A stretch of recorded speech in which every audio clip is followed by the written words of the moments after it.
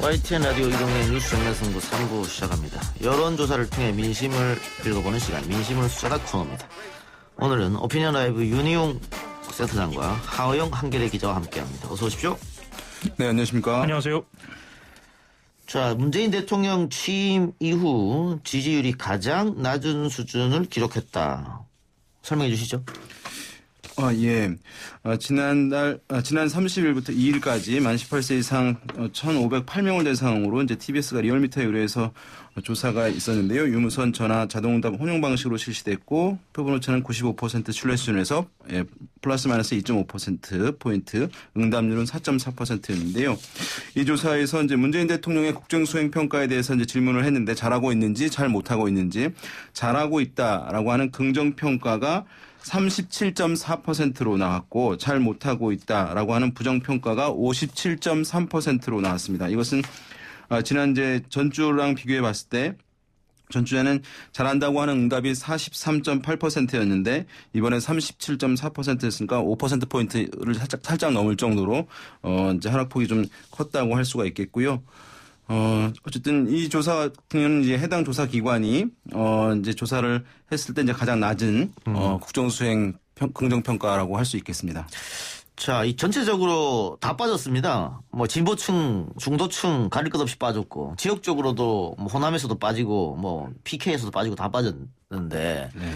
이렇게 많이 떨어진 이유는 뭐 이따가 정당 지지도도 얘기하겠습니다만 정당 지지도는 또 많이 떨어졌거든요, 민주당이. 네. 뭐 부동산 이슈는 뭐 여전히 왔던 것이고 새롭게 네. 뭔가 떠오른 게 없으니까 네. 결국은 추윤 이 대립 구도가 대통령에게는 정치적으로 부담이 된 거 아니냐 이렇게 해석할 수밖에 없을 것 같은데 하기 전 어떻게 보세요? 예. 조사 기간을 보면은요 지난달 30일부터 이번 달 1일, 2일 이렇게 걸쳐서 이루어졌었는데요. 예.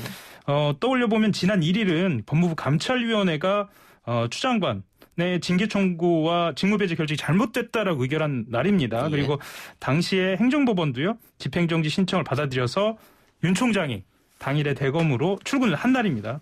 그래서 결국은 추미애 법무부 장관의 윤석열 검찰총장 직무배제와 윤 총장 복귀가 큰 영향을 줬다라는 것이고요.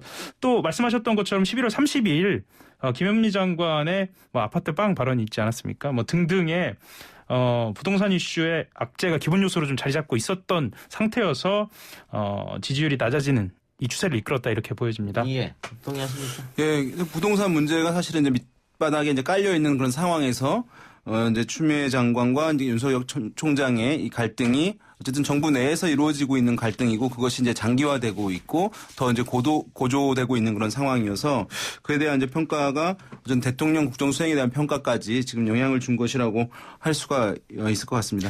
근데 윤추 갈등으로 뭐 가장 크게 떨어졌다, 원인이 됐다. 이것은 뭐 모든 분들이 동의하실 것 같은데 네.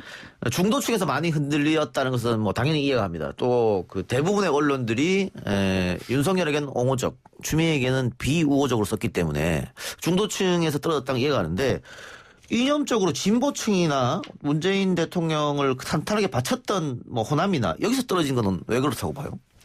저 개인적으로는 이 주제에 대한 피로도도 좀 쌓였던 것 같습니다. 예. 그래서 이 국면을 좀 타개해야 하지 않느냐라는 여론이 형성이 되지 않았습니까? 그 여론에 대한 일정 부분의 긍정이 있지 않았느냐. 이런 생각도 좀 듭니다. 대통령에 대한 실망 뭐 이런 겁니까? 왜 더 강하게 하지 못하느냐? 뭐 실망까지는 아니겠지만 네. 이 추세를 좀 반등하려고 하는 이런 노력이 있지 않았느냐, 노력이 있어야 하지 않느냐라는 요구로 비춰집니다. 일단은 먼저 높았던 이제 그룹에서 그러니까 뭐 호남이라든가 또는 이제 뭐 현 정부의 지지 성향이 강한 또 여성 또는 이제 40대 등에서 이제 하락폭들이 좀 의미 있게 낮아진 측면이 있는데 높았기 때문에 이제 하락폭도 더 클 수 있는 측면이 있겠고 말씀하신 대로 저는 이제 이 이슈가 이제 장기화되면서 조기에 좀 정리되거나 매듭되지 못하고 있는 데 대한 것을 평가하면서 이제 이 질문이 최근에 대통령이 일을 잘하냐 못하냐 이렇게 질문을 하는 것이거든요. 그러니까 그것에 대한 선호 여부를 떠나서 누가 잘하고 못하고 여부를 떠나가지고 이 갈등이 계속 이어지는 것에 대해서 진보 성향층이라든가 또는 현 정부의 우호적 성향층에서도 길어지는 것 자체에 대한 어쨌든 부정적인 평가를 좀 내는 측면들이 영향을 주었을 것으로 보입니다. 예. 정당 지지도도 국민의힘이 31.2, 더불어민주당이 28.9, 국민의당이 6.7, 열린민주당이 6.0, 정의당이 5.5 이런 수준인데 국민의힘에서는 꽤 많이 3% 이상 상승했고 민주당은 3% 이상 빠졌습니다. 그래서 지지율이 또 한번 역전이 됐다. 네. 이거 민주당으로서도 이게 상당히 부담일 수밖에 없는, 왜냐하면 선거를 앞두고 있으니까요. 예, 지금 어쨌든 국민의힘의 상승은 뭐 반사적인 이제 효과인 측면이 클 수밖에 없을 테고 주목되는 것이 여당인 더불어민주당이 이제 5.2%포인트가 떨어졌어요. 그래서 사실은 이제 대통령 평가 같은 경우는 대통령 뭐 정치적 지지가를 묻는 것이 아니기 때문에 어떤 이제 이슈, 사건이 발생했을 때 그것이 대통령 국정수행에 대한 평가에 미치는 영향이 이제 클 수밖에 없어요. 그래서 저희 말로는 이제 탄력도가 크다라고 이제 얘기하는데, 그런데 정당 지지도는 쉽게 잘 변하는 지표가 아니거든요. 왜냐하면 누구를 지지하십니까?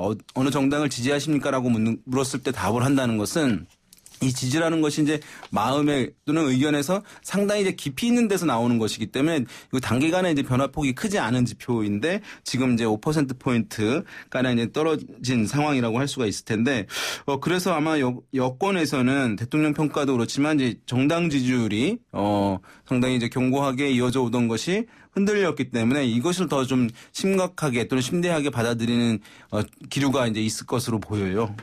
예. 자, 리얼미터가 관련해서 검찰 관련 언론 보도 중립성에 대한 국민 여론조사도 했네요. 네, 그렇습니다. 지금 12월 2일 전국 18세 이상 500명에게 응답을 받았고요. 응답률은 6.8%였고 자동응답 방식으로 유무선 자동응답 방식으로 실시를 했고요. 표본 오차는 95% 신뢰 수준에서 플러스 마이너스 4.4%였는데 검찰 관련해서 최근에 이런 이제 언론 보도가 어떠한지 이제 질문을 했는데요.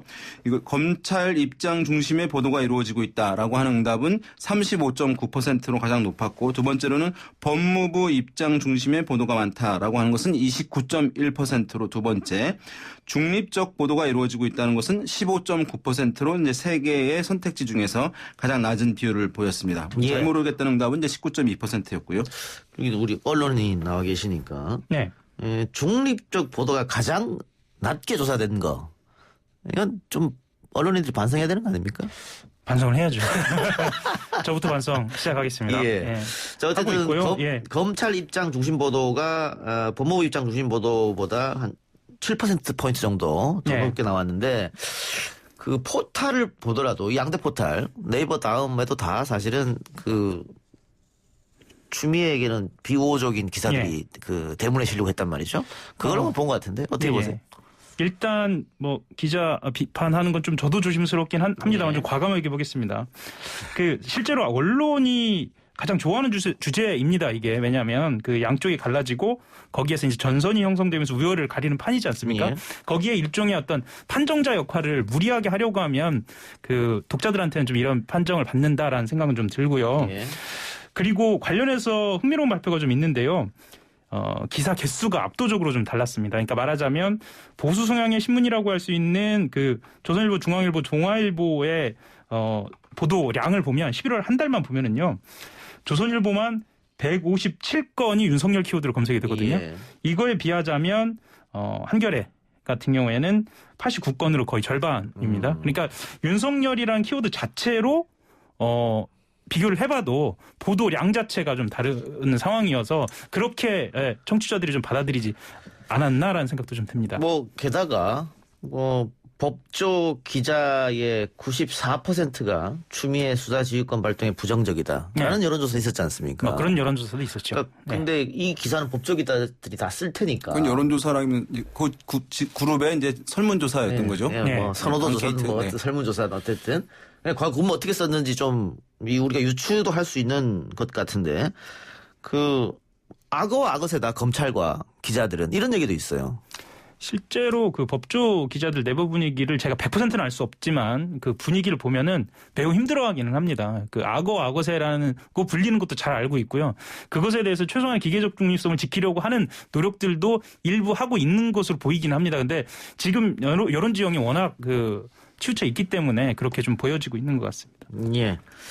알겠습니다. 자, 그리고 많은 분들이 궁금해하실 조사인데 차기 정치 지도자 적합성을 묻는 여론조사가 있었습니다. 네. 30일과 12월 1일 이틀간의 전국 성인 남녀 대상으로 1,011명 대상으로 조사가 있었고요. 응답률은 5.5%였고 표본 오차는 95% 신뢰 수준에서 플러스 마이너스 3.1%포인트. 조사 방식은 이제 무선 RDD 자동답 방식으로 데일리안이 RN서치에 의뢰해서 실시한 조사인데요. 여기서 차기 정치 지도자 선호도를 질문했습니다.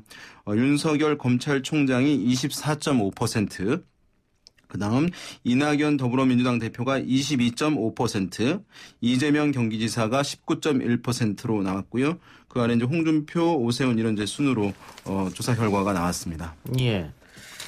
그래서 윤석열 총장이 어쨌든 수치상으로 이제 가장 높은 비율을 보였고 최근에 전반적인 조사의 흐름을 봤을 때 상당히 이제 정치 관심도가 또 관여도가 높은 이제 ARS 방식이 위주로 사용된 조사들을 봤을 때는 여권의 이낙연, 이재명 두 명과 더불어서 3강 구도를 형성하는 모양새라고 할 수 있겠습니다. 뭐 지금은 어쨌든 최근 조사니까요. 이 조사가 네. 윤석열 총장이 모든 이슈를 빨아들이고 있기 때문에 네. 어떻게 보면 자연스러운 현상이다 이렇게 볼 수도 있겠네요. 원래 양강 체제는 있었던 것이고. 예, 예. 그러니까 이거는 사실은 야권의 부진의 반사이익이라고 보여지기도 합니다. 뭐 반사이익이라고 하기에는 본인이 지금 대선의 뜻을 명확하게 밝힌 것은 아니니까 예. 정확치는 않을 수 있겠습니다만 일단은 그 언더독이라고 하죠. 그 현 정부에서 핍박받고 있는 듯한 그런 포지셔닝이 되고 있는 상황이지 않습니까? 그래서 예. 그만한 영향력 있는 인물이 언론에서 계속 언급하고 있는 상황에 따른 결과이기도 하고요. 그리고 야권에서는 말씀드렸던 것처럼 그만한 대안이 없고요. 예. 그래서 야권 쪽에서는 또 야권을 지지하는 쪽에서는 지지를 보내고 있는 것 같습니다. 이게 이제 보면은 여론조사 대선 여론조사 같은 경우에 가장 제일 중요한 분석 틀이 뭐냐 하면 모든 주자들의 지지율의 합이 100을 넘지 않는다는 것이거든요. 그건 무슨 얘기냐 하면 무응답층이 이제 항상 존재하는데 그것이 한 15% 정도가량 존재한다고 볼 수가 있겠고 그러면 진보 진영과 보수 진영을 나눴을 때 한 40에서 45%의 최종 치를 가지고 합계를 가지고 있는 것입니다. 그러니까 여권 주자들의 지지율의 합은 한 45%를 넘을 수가 없는 거예요. 구조적으로. 예. 그다음에 야권에 있는 이제 대선 주자들, 대선급 주자들 같은 경우도 마찬가지로 40에서 45%를 넘을 수가 없는 것이죠.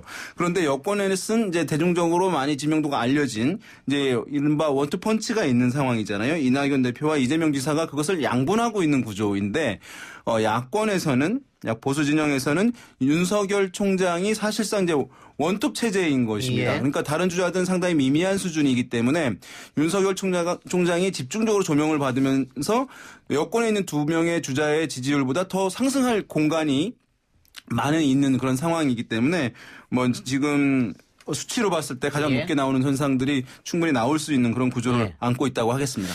자, 근데 방금 저희가 알려드린 윤석열 총장 1위를 할 여론조사는 데일리안이 RN서치에 의뢰해서 그렇죠. 만들어낸 조사인데 12월 첫째 주입니다. 네. 같은 12월 첫째 주 조사 또 다른 조사가 있습니다. 이거는 엠브레인 퍼블릭, K-스탯 리서치, 코리아 리서치, 한국 리서치 4개 여론조사 기관이 동시에 네. 같이 실시한 여론조사인데 여기서 결과는 어떻게 나냐면 이재명 지사가 20%로 1위, 이낙연 대표가 19%로 2위, 윤석열 총장이 12%로 3위를 했어요. 네. 그러니까 같은 시기에 동시에 여론조사를 했는데 왜 이렇게 들쑥날쑥 여론조사 기간마다 차이가 나느냐. 네. 이제 아무튼 조사기관은 말씀을 하셔야 될 것 같고 예. 이제 이렇게 보게 되면 확연한 이제 차이를 보이잖아요. 정당 지지율도 이제 그런 차이를 보입니다. 이제 ARS 방식으로 실시된 것 같은 경우는 특히 이제 야당의 정당 지지율이 상당히 높게 나타나는 반면에 방금 이제 말씀하신 이제 조사 같은 경우는 사람 면접원이 실시한 조사이거든요. 예.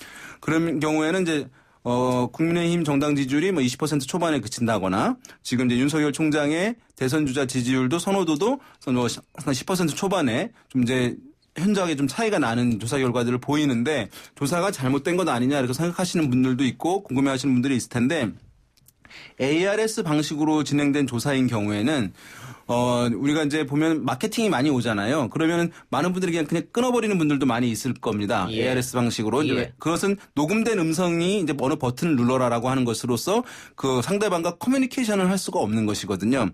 그래서 그런 경우에는 끝까지 응답을 하는 분들 같은 경우는 정치에 관심도가 또는 저희 말로 관여도라고 하는데 상당히 높은 분들이 마지막까지 응답할 가능성이 높아요. 그렇겠죠. 그런 분들 같은 경우는 지금 이제 나오고 있는 기사들 이런 정보들의 영향도 상당히 이제 높게 받을 수가 있기 때문에 지금의 상황들을 아주 바로바로 이제 반영하는 특성들을 보여주는 반면에 사람 면접원이 실시하는 조사 방금 이제 우리 진행자께서 소개하신 같은 경우는 사람 면접원이 실시하는 것인데 이때는 커뮤니케이션이 되잖아요.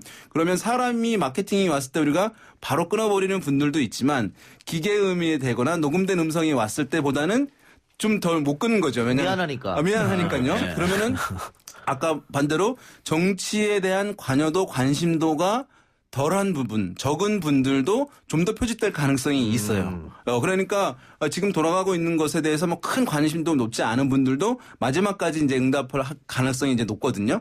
그런 경우에는 지금 이제 윤석열 총장이라든가 또는 이제 야당에 대한 지지율이 실제 ARS 방식보다는 상당히 낮게 나오는 이제 그런 흐름들이 있어서 조사의 방식으로 인한 차이가 이제 상당히 뚜렷하게 나타나는 측면이 있습니다. 알겠습니다. 질문의 방식, 또 조사의 방식, 또 질문 내용에 따라서 결과는 다를 수가 있는 거니까. 그렇죠. 여론조사라는 것은 자극에 대한 반응이거든요.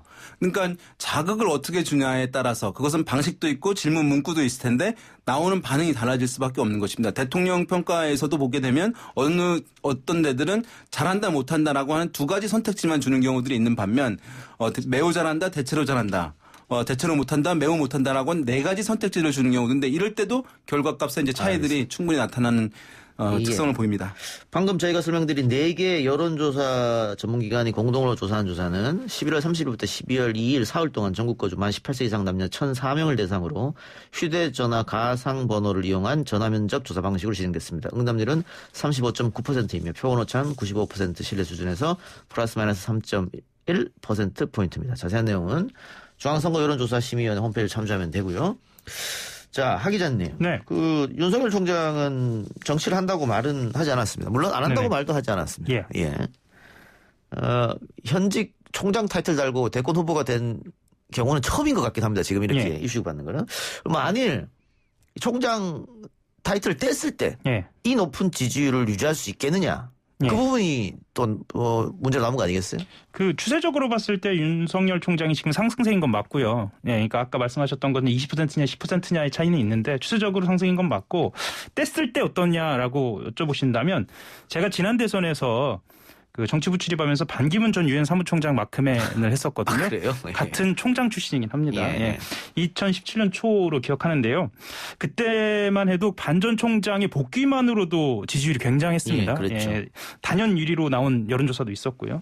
그런데 이제 생각을 해보면 사그러드는 것도 좀 한순간이었거든요. 어떤 게 좀 준비가 되어 있어야 하냐면 현재 이슈, 현재 민생의 문제를 얼마만큼 천착하고 예. 있느냐, 거기에 대한 해결력이 있느냐, 조직이 있느냐, 자금이 있느냐 여러 가지 변수들이 있기 때문에 그것이 지금 해결될 수 있을 것인가에 대한 변수는 지금으로서는 물음표인 것 같습니다. 지금은 정책, 조직, 브레인 뭐 하나도 없는 거죠. 예. 없는 거니까. 다만 이제 이게 저는 이제 대선에 뭐 여권의 어떤 후보, 야권의 어떤 후보에서 이제 비교 검증하는 단계에 간다고 한다면 이제 변화 가능성이 있다고 볼 수 있습니다. 왜냐하면 우리나라의 국민들이 어쨌든 지난번 탄핵과 이번 코로나 국면을 거치게 되면서 어떤 이제 리더가 정치 지도자가 되느냐에 따라 가지고 상당히 이제 다르다는 것을 많이 보았기 때문에 정치 지도자에 대한 어떤 그런 검증 수준 상당히 높아졌으리라고 보긴 하는데 그런데 그 전까지라고 한다면 제가 봤을 때는 이거 쉽게 꺾이지는 반기문 총장보다는 더 빨리 꺾이거나 그러지는 않을 것 같아요. 왜냐하면 반기문 총장 같은 경우에는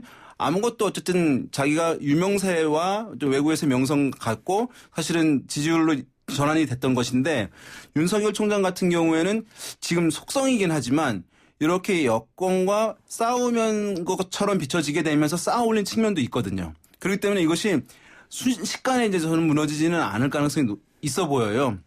그래서 지금 이제 물론 이것이 이제 이후에 가서 뭐 내년 이제 4월 서울시장 보궐선거라든가 이것이 이제 야당이 승리하냐 패배하냐에 따라서 윤석열 총장의 어떤 공간이 정치적 공간이 커지냐 작아지냐 이런 부분도 영향을 받을 수 있고 아까 말씀드린 건 이제 비교 검증하는 단계에 가게 되면 제약될 부분들이 있을 수 있을 텐데 반기문 총장과 비교해 봤을 때 아주 그런 등치시키기에는 또 다른 측면도 일정 부분은 좀 있지 않을까라는 생각도 듭니다. 그다음에 이제 야권에서는 별다른 주자가 생겨나지 않게 되면 또 이제 모아지는 현상도 있을 수 있기 때문에 어떤 이렇게 정치적인 리더로 만들려고 하는 흐름들이 있을 예. 수 있지 않을까 생각도 듭니다.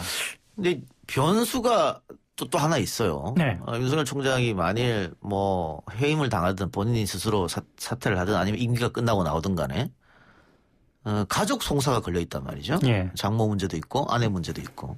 지금은 그게 뭐 전혀 문제가 되지 않습니다만 네. 나중에 그게 기소가 된다거나 한번 법원 판결이 나왔을 때 그때 여론 어떻게 움직일까? 그것도 중요한 포인트 아니겠습니까? 그것도 중요하고요. 실제로 여론, 언론도 어떻게 작용하느냐도 두고 봐야 합니다. 그러니까 예. 검찰총장의 자리에 있을 때하고 정치인으로 등장했을 때는 언론이 대하는 태도는 전혀 달라지거든요. 예. 그래서 저는 한 가지 좀 주목하고 있는 점은 제3지대에서 어떤 일이 벌어질지도 좀 지켜봐야 할 것 같습니다. 그러니까 윤석열 총장 자체로는 지금 준비가 돼 있지 않지만 어떤 사람들과 함께 하느냐에 따라서 이후에 파급력이나 지지율이 또 달라질 수도 있겠다라는 좀 판단도 하고 있는 것 같습니다. 예. 또 하나는 윤석열 총장이 정치인으로 살아보지를 못했기 때문에 네. 정치로 본격적으로 들어왔을 때 이 정부적 판단을 얼마나 잘할 수 있겠느냐 그리고 정치적인 워딩을 어떻게 할 수 있겠느냐 지금 이야기하는 것은 정치적 워딩으로 나온 게 하나도 없거든 사실은. 네. 근데 정치인은 또 정치인만의 단어가 있잖아요. 네. 화법이 있는 것이고 그 부분도 아마 많은 정치를 하려면 생각을 해봐야겠죠. 그래서 정치인 이제 대중 정치인이 된다고 하는 것은 이제 대중의 분노의 지점이 어디에 있는지 그 대중이 또 어떤 표현에 대해서 분노하고 반응하는지 또 그것은 이제 공감하게 하는 표현들을 어떻게 하는지가 상당히 중요하거든요. 반기문 유엔 사무총장도 사실은 낙마한 것도 그런 것이 부족했기 때문이라고 할 수 있을 텐데 예.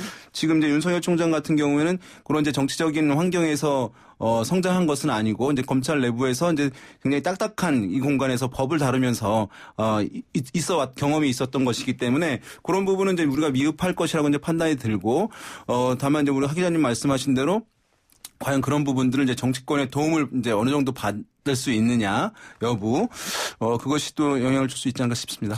알겠습니다. 두 분 말씀 오늘 고맙습니다. 수고했습니다. 네, 감사합니다. 감사합니다.